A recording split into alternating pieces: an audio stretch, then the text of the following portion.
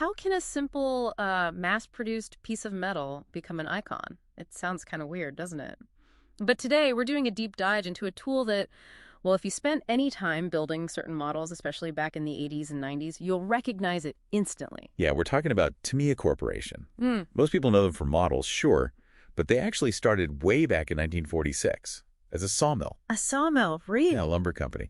Then they shifted to plastic models in 1960 and pretty quickly got this reputation for amazing precision, like top quality. People in the hobby started calling it the Tamiya standard. Right, and then things really blew up in 1976, didn't they? When Tamiya jumped into the radio-controlled, the RC market. With the 112 scale Porsche 934 Turbo RSR, that kit, I mean, it's widely seen as the thing that basically started the whole global RC car craze. The one that defined so much of the late 70s and 80s. Exactly, and part of that whole experience tucked away inside those kit boxes was this little, often cast metal four-way box wrench. You might hear it called a cross wrench, too. So unassuming, but yeah, instantly familiar if you were there. Totally familiar. So that's our mission today. We've gathered the sources, and we're going to unpack the history, the design, how this tiny tool got so legendary, and what its legacy is today. What are the key things you, our listener, can take away from this? Okay, let's start at the beginning then. When did this wrench actually, show up? The exact date is a bit fuzzy, like there aren't perfect records easily available. But if you look at what hobbyists talk about online and check early kit contents, it really points to it appearing right as that RC boom was really getting going. Late 70s, very early 80s, probably. We know that Porsche 934 was 76, groundbreaking kit, but it's not totally clear if that very first one had this specific cross wrench, is it? No, that part's unconfirmed. But definitely, builders from back then and collectors now, they remember seeing this wrench, or maybe some early variations, in really popular kits just a few years later. Right, like what the community remembers. Yeah, exactly. People specifically mention seeing that familiar shape in kits from 1981, like the M38 Wild Willie, Kit 58035. Oh yeah, the Wild Willie. And the Tornado RM MK3, Kit 58032, possibly the Brabham BT50 BMW Turbo 2, Kit 58031. All around that 81 time frame. But they were clearly experimenting before that, weren't they? Tamiya didn't just land on this design immediately. No, not at all. Earlier kits had different tools, usually simpler stuff. Like, remember the 1979 Sand Scorcher? Kit 58016? That came with more of a flat, multi-position spanner. And then the 81 Sand Rover, Kit 58024, that had this wrench with built-in slots to hold bigger Allen keys, which was kind of clever for getting more leverage. So this evolution, these different tools, it kind of tells a story about Tamiya's thinking, right? Absolutely. It speaks to their motivation. They were bringing these pretty complex mechanical models to a huge audience. A lot of them were kids or people totally new to this kind of hobby. So including the essential tools right there in the box meant that builders could actually finish the model. You didn't have to immediately go out and buy more stuff. Which was just core to their whole philosophy, wasn't it? Make it accessible, make it complete, make it, well, fun and rewarding to build. Exactly. And that became super important as they released those massive hits, like the Frog in 83, and then especially the Grasshopper and the Hornet in 84. I mean, millions built those kits. They really cemented Tamiya's place. Okay, so they tried a few things. Why did they eventually land on that specific four-way cross shape, the one we all recognize now? Why did that become the standard? Well, the sources suggest that shift, that transition to the familiar four-way cross wrench, it really firmed up in the early 80s. You see it consistently in those kits like the Wild Willie M38, the Tornado we mentioned. Okay. And why? It seems like it was the best mix of versatility and just being cost-effective to make millions of them. Versatility makes total sense if you're only including one tool. Precisely. It could handle the most common hex nut sizes you'd find, putting together a Tamiya RC chassis. Usually that was 4mm, 5mm, 5.5mm, and 7mm. And those sizes were critical. Oh yeah, that 7mm size. Yeah. Essential for wheel nuts on most of their models. And the 5.5mm size is what you need for tightening the nuts on standard M3 screws. And those are just everywhere in these kits. And even though the instructions, they'd list other tools you might want eventually, screwdrivers, a knife, pliers, that sort of thing. Right. The sources are pretty clear that this little box wrench was one of the very few tools, maybe the only tool sometimes, that was actually inside the kit box itself. Yeah, that's right. If you look at old kit content lists, like for the Grasshopper, you see it listed right there. And that was totally central to their goal, that idea of making Kit's easy to understand and build even for beginners. So you could open the box, grab that wrench, and get started right away, attaching wheels, suspension parts. Without needing a trip to the hardware store first. Exactly. Okay, let's dig into the design itself. It's functional, yeah, but let's be honest, it's not exactly a high-end piece of engineering, is it? No, you're absolutely right. The design is all about function, simplicity, and keeping production costs way down. Yeah. It's usually made from just basic cast metal. Yeah. Probably a simple zinc alloy, maybe steel sometimes. And then plated. Yeah, usually chrome plated, gives it a bit of shine, makes it a bit more durable, resists corrosion a little. Which is just worlds away from the tools Tamiya sells separately now for the more serious builders. Oh, completely different ballpark. Tamiya has a whole lineup of aftermarket tools. Their RC tool set, item 74085, that uses proper nickel chrome molybdenum steel. Much stronger. Right. And then you've got their top stuff, the TRF line, that's Tamiya Racing Factory. That's premium materials, machined aluminum handles, titanium coatings, designed for precision, comfort, lasting forever, for competitive racers. So the kit wrench was never meant to be that kind of workshop tool? Never. It was just an essential, cheap way to get the job done, included so you could build the kit. End of story. So function-wise, 4 socket sizes, 4mm, 5mm, 5.5mm, 7mm, covers those key nuts, like the 7mm wheels, the 5.5mm M3s. It's small, maybe just under 50 millimeters long? Yeah, around 48 millimeters, something like that. And the sources, they basically describe its usefulness as good enough. Good enough for the basic assembly tasks. Good enough sounds about right, but ergonomically, it's not great, is it? No, definitely not. I mean, that's where the limitations are obvious.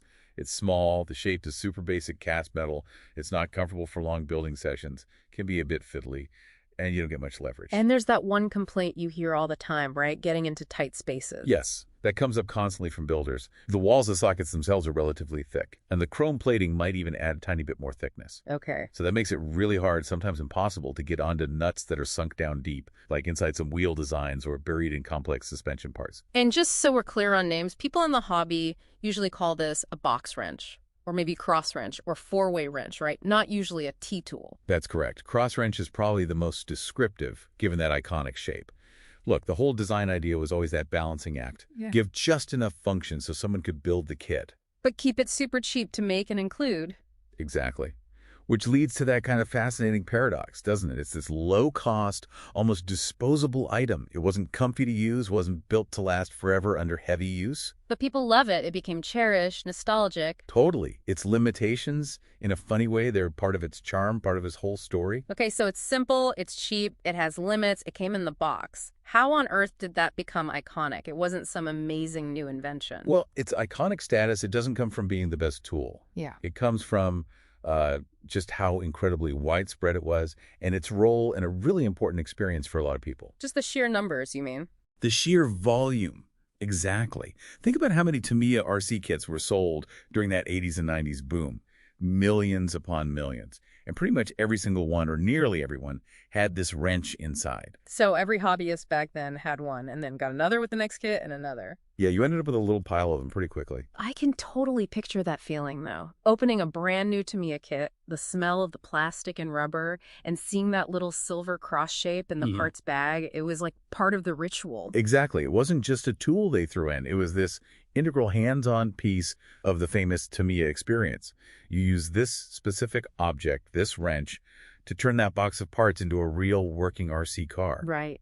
And for a beginner, especially a kid, successfully building something kind of complex, using just the stuff provided, including this wrench that felt amazing, super empowering. It created this direct link, between feeling accomplished and the tool you used. And thinking back, for tons of kids building stuff in that era, this might have genuinely been the first proper mechanical tool they ever actually used. That's a really powerful point. And yeah, the sources hinted that 80s RC boom, it was like a gateway for a whole generation into hobbies involving mechanics, following instructions, problem solving. And for so many, this little wrench was their very first introduction to all that. So it creates this really strong, maybe even subconscious, nostalgic bond that just lasts for decades. Plus, it must have helped being associated with Tamiya's name, their reputation for quality. Oh, absolutely. There's a definite halo effect going on. Tamiya was known for quality, for precision, and that feeling kind of rubbed off on everything in the box, didn't it? Yeah. Even this simple wrench. It felt like part of a trusted system. Yeah, a symbol of the quality you expected from the whole kit. And weirdly, its simplicity actually helped make it iconic, too. I think so, yeah. Yeah. Because it gave you just enough function to do the critical steps. It perfectly matched Tamiya's goal of making the hobby easy to get into for beginners. It wasn't intimidating. It was just what you needed to get started. And visually, I mean, that cross shape, anyone who built Tamiya RCers knows it instantly. It just became synonymous with Tamiya RC for so many people. Definitely. And the sources also suggest that Tamiya's huge success back then, and the fact they always included this tool, well, that probably influenced the rest of the RC industry too. How so? You mean other companies started copying them? Pretty much. Tamiya was dominating the market, right? Sure. So other companies, competitors, they'd look at what Tamiya was doing successfully. Yeah. And including simple essential tools like this cross wrench, it just kind of became standard practice for a while. So you saw similar wrenches from HPI, Kyosho, Marui. Yeah, examples like those pop up. It became like a de facto standard for entry-level kits for a period, which just cemented the wrench's place even further in the whole hobby scene. Okay, fast forward to today, decades later. What's the lasting impact, the enduring legacy of this little chunk of metal? Well, nostalgia is just massive, huge factor. For anyone who built Tamiya kits in the 80s or 90s, seeing one of these, or even just talking about it, it's like an instant trigger for memories. Yeah, takes you right back. Takes you back to that golden age of RC, maybe childhood. Just the pure fun of building something cool with your own hands. Yeah. That emotional tie often completely overshadows its actual usefulness as a tool today. And people actually collect them, right? Not like they're valuable, but just as keepsakes. Oh, totally. You see it on forums all the time. People posting pictures of their little collection, their pile of Tamiya wrenches. It's almost a running gag. Keeping the old ones. Yeah, keeping the vintage ones, especially if they have the early Tamiya lettering stamped on them. That's definitely a thing for some collectors. It also feels like it sort of set the baseline for tools in the hobby, didn't it? That's a really key part of its legacy, I think. Builders learned the limitations of the kit wrench pretty quickly. Wow. You know, it's fiddly, not much leverage, can't reach those recessed nuts. Right. Which makes you want better tools. Exactly. It naturally pushed people to look for real tool stuff with better handles, better reach, stronger materials. So the kit wrench served as that essential starting point. It basically defined what an upgrade was. It set the standard for what a beginner got and what a serious hobbyist would eventually move beyond. And Tamiya themselves, they obviously saw this happening. They developed their own tool lines. Well, for sure. Their own tool strategy shows that clear path. You start with the basic included wrench, then maybe you step up to their RC tool set, that item 74085, with the better steel and the proper JIS heads. JIF. Japanese industrial standards. It means the screwdriver tips, for example, fit Tamiya screw heads perfectly, less chance of stripping them. And then all the way up to their top-end TRF stuff for racers who need the absolute best performance, best feel. The kit wrench is just the very first, most accessible step in that whole Tamiya tool ecosystem. Even the fact that you can buy cheap clone wrenches now, that says something too. It really does, yeah.